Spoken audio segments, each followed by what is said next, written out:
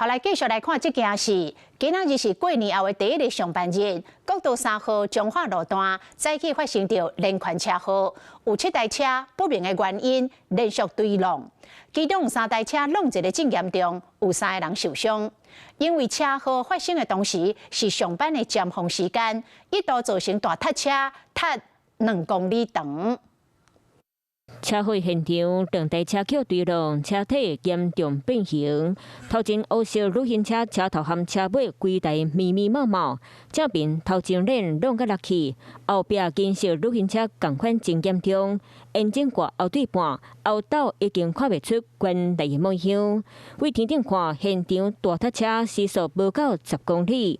今仔日头一天上班日，国道3号上北194公里彰化路段，透早9点左右发生7台车烧容意外，包括1台大台货车、1台小台货车含5台轿车和旅行车发生对撞，其中3台车受损的情形较严重，现场汽车的零件四散落。